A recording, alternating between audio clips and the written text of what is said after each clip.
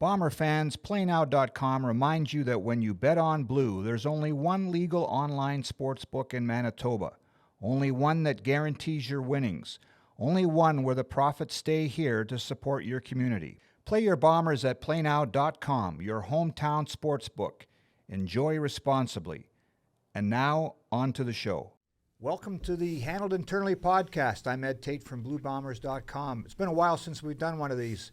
Joined, as always, by the Chief Consigliere of the Winnipeg Blue Bombers and the Assistant to the Traveling Secretary, Darren Cameron, and the starting center. Seinfeld reference. The starting center from last night's big win from the Winnipeg Blue Bombers, Chris Kolankowski. Appreciate you joining us, Chris. Oh, no problem. Darren yanked me right out of the gym. Right out of the gym. He was sweating out the triple Big Mac he had last night at 3 a.m. And, so here we are. Thanks for doing it, buddy, on short notice. Yeah, no worries. I love this shirt because that's what happened last night. Pound the rock. Pound the rock. Tasteful belly button, too. We cropped them. Yeah. No, it's looking good. The whole operation's looking fantastic. Yeah, it's just, this is pro football. Pulled him out of the gym, and he was willing to do it. So, great way to start the season. Big time. Yeah, I mean, that first drive, set the tone. Brady got we got the downs moving. Brady breaks tackles, makes a big run happen. And after that, we're pretty confident going into the second drive. So it's just like we were talking about having a good start. Obviously, we aren't thinking about it too much, but everyone's talking about last season. So that one felt good after hearing that all off season. So the head coach told the media after the game that camp felt different this year, and maybe that contributed to the reason that things didn't necessarily start the way we all wanted. How do you feel about that? Did you see a difference in the camps? Yeah, the first day of training camp, his first meeting, he challenged us. Can't be the same old, we have to compete.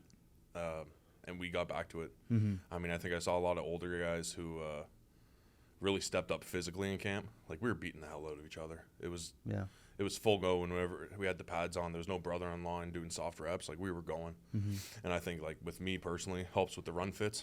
I'm going against D.A., Bobo, Cam Lawson towards the end of camp, Jake all game. I mean, those are pretty good run stoppers, so getting to go up against them really helped last night. Yeah. Before we go on, we should tell people that there's no update on Brady, and it'll be probably before next week, right, that we hear anything. That we won't. We don't.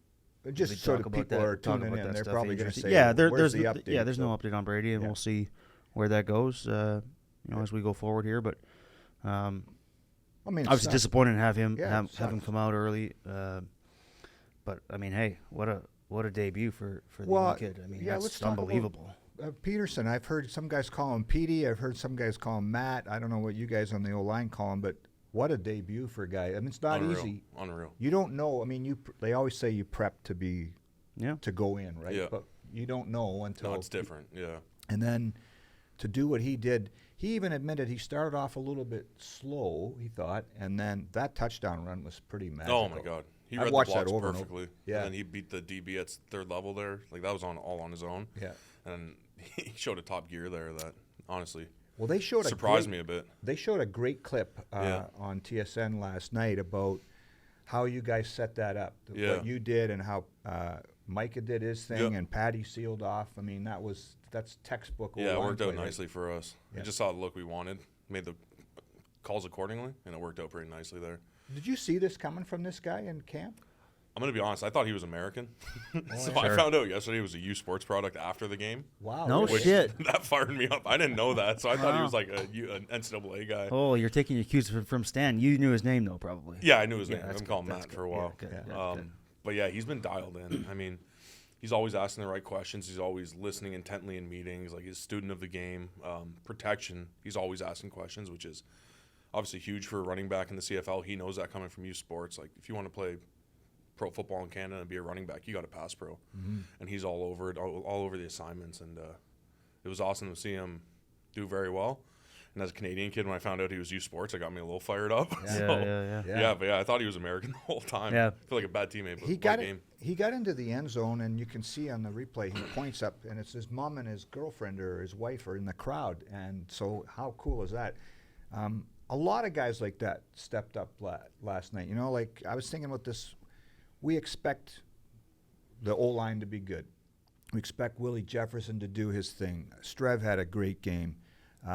Nick Dembski gets a couple touchdowns. But then Marquise Bridges with a couple picks. Yeah. Carrick Wheatfall, second-year guy, goes nuts. A guy like Matthew Peterson, who we didn't know about a month ago, steps up. Boy, that says something about this bunch, doesn't it? I also liked our return game. I thought Trey did a great job. He's a great kid as well, and that's going to be hopefully a huge part of our season. I was happy for him too. Streveler, I mean, look, he went through hell last year. Really, the whole thing was disappointing for him. From just I think how everything kind of went from even before the injury. He would tell you that it maybe didn't go the way we were all hoping, and not necessarily anyone's fault. It just didn't really go the way we thought it would go. So to have him come back and play like that last night, and not surprising at all. I talked to him the night before last night on the phone, and he had, I don't think this was ever in question that he would be back. But I don't know that everybody in the world's coming back from that quick and putting in that type of work. So he deserves a lot of credit, man. He's just great for a team. I mean, he's just for what he does for his teammates in the locker room. It's something that you can't really explain to people. Obviously, Chris can do a better job than I can of that, but he's just what every team looks for. Yeah, like just definition of a glue guy. In my opinion, just you're coming in having a tough morning or whatever, he'll get you back ready to play football. He's that kind of guy. Absolutely. I really appreciate that. As an O-lineman, I mean, we tend to get pretty sour in the O-line room. Yeah. It's just nature of the position. We're always butting heads. But he's the guy that brings us up. Yeah. What I find interesting about this whole thing with Chris is that so many people in my business, in the media, and a lot of fans too, are always so quick to make a black and white judgment on a guy, right? And so this is a guy that in 2018 started games as a rookie and worked his way through that. That's a big thing to have thrown in your lap. And so people look at his record as a starter. Well, a lot of that was when he was right out of college, and then people start criticizing his throwing, and he's only a one-dimensional running quarterback. He threw for 3 touchdowns last night, and all 3 of those throws were on the money. Yeah. And then to what you say, glue guy, but there's a leadership thing that I don't think the average fan sees. Maybe you speak to what he brings to the room and the huddle. Yeah, he just brings the right kind of energy every day. Even if he's having a tough day, as soon as we get on the field, it's time for business. And like you said, obviously I feel like he's been pigeonholed as always a running quarterback. He'll bring in for the special packages, but I think he proved last night he can air it out too. Yep. Like that first touchdown, that was a dime. The one that Dembski in the corner, unbelievable. Yeah. So that's kind of I was really happy for him for that, just airing the ball out. Yeah. We got done on the run on top of it, so worked out pretty nice. Yeah, it wasn't just the touchdown pass. He made a couple throws that I don't know how many guys are making those throws. So, and this whole quarter, whatever. I don't want to get into this whole thing, but the whole thing about not being able to throw the football is such a load of shit. I mean, you're not sticking around the NFL for 4 or 5 years as a quarterback if you can't throw. Right. I mean, come on. Yep. So he was pretty. I mean, to what you were saying earlier, Darren. Afterwards, when he did his media, he was pretty emotional. Like he was on the verge of tears. His daughter and wife were there, and I don't think. I mean, he's talked about it, but unless you go through that, unless you have your knee blown out on a dirty hit, and then you have to recover from that, all the doubts. You're 30 years old, 31 years old. You don't know whether you come back. Man, I would have been bawling my eyes out. I would have been a basket case if I had to go through. Well, if you were out there, Eddie, we would be all anyway, so it wouldn't matter. You don't know, man. But yeah, no, I got skills. 100%, and like it's like I just kind of said, it just didn't go the way he was hoping from start to finish, and then have it end like that last year, I think was really tough for him. Yeah, So let's look at a couple other things, Chris. I talked to you after the game last night. There's 2 changes to the O-line. Essentially, Kendall Randolph at right tackle and Micah Vanterpool at left guard. I mean, when you rush for over 200 yards and have the game you did, you got to feel pretty good. But it's almost like this group's just getting started. You haven't had a lot of reps with everybody together, right? Yeah, there are a couple run fits on certain fronts we got to work on. But again, it's just chemistry. But I mean, Micah and Kendall were both here last year. Mm-hmm. Kendall, I think, played 4. Micah played 1 or 2. Mm-hmm. So they've been around. They've gone through the process of game day. But, Kendall just kept learning from last year. And Micah, I think, took a huge step when he showed up for training camp. He grew a lot last year. But this year he showed up a different man, and he was ready to ball. So, I mean, people talk about 2 new changes. We were just ready to roll. Those are 2 guys who have been in our room for 2 years. So we had no doubts up front. We were confident as ever.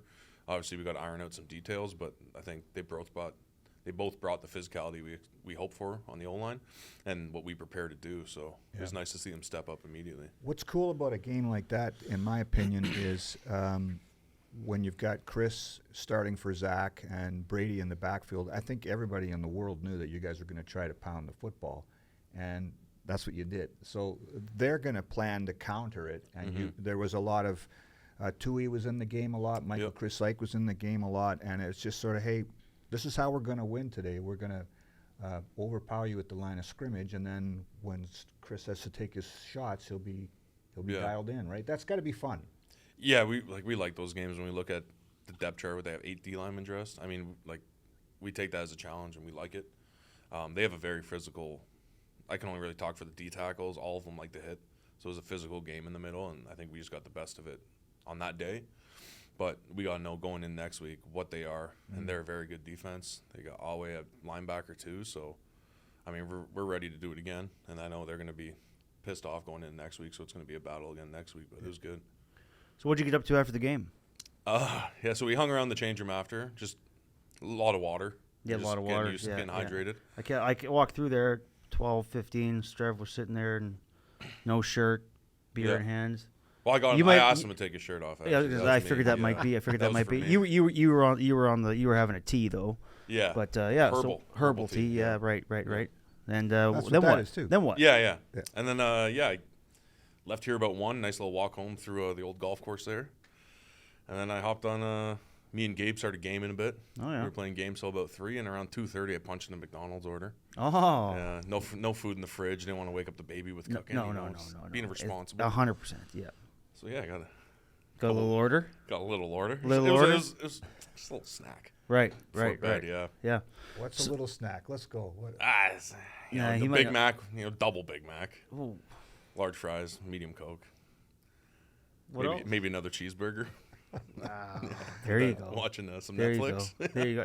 Hey, whatever. You earned it. Yeah. So we got this. Today's Friday, so we're in here today, and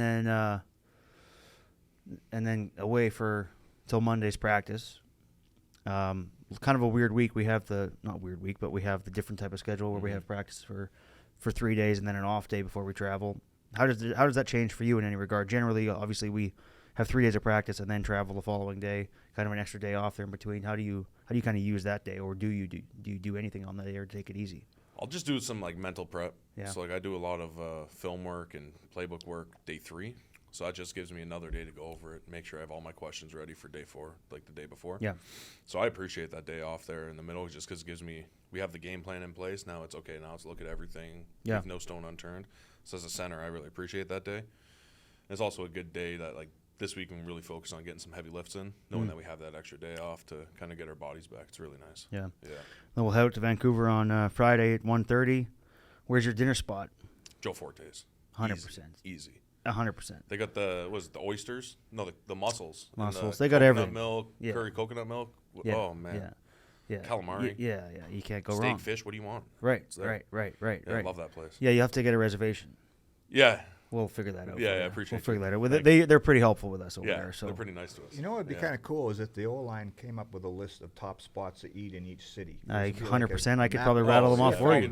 We could rattle a couple off. Oh, yeah. But we should. That's content for us. I mean, we should do that. You each guys city, always we got a couple spots in each one. Of course. Toronto, I take care of lunch with the boys. Oh yeah. Get everyone jerk chicken sandwiches upon arrival. Order them to the hotel. But yeah, everyone's got a little spot they like in each city. So. Yeah. Are you going steak night before every game? If I'm at home, I'm always going steak, potatoes, dill pickle salad. The one from Costco, the best salad kit out there. It's amazing. Dill pickle salad. Yeah. It's a vegetable, but you wouldn't know. It's so good. On the road though, usually steak, but Joe Forte's, I might go for the fish. Oh yeah. Yeah, if they have a good fish on special, I'll go with the fish. Okay. Yeah. All right. I'll probably get sushi immediately before that, so right. I don't need that. That's the thing. Zach says he eats 6 meals in one day. It's crazy in BC. He just never stops eating. We land, go straight to the sushi spot, then there's that coffee spot, and then Joe Forte's all on the same strip.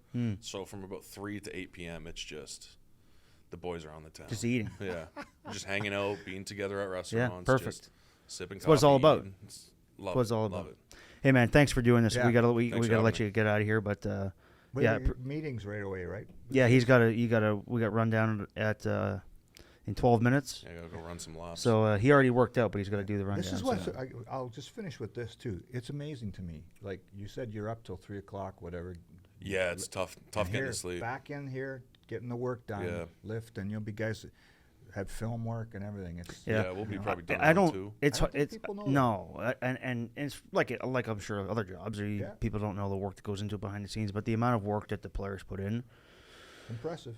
In the times that people don't see that part of it, significant. And we fortunately have a great group of guys here that don't just come in where they have to. Yeah. And so that's a huge help for everybody. Yeah. So, all right, buddy. Thanks very much. Appreciate it, man. Thanks for having me. Chris.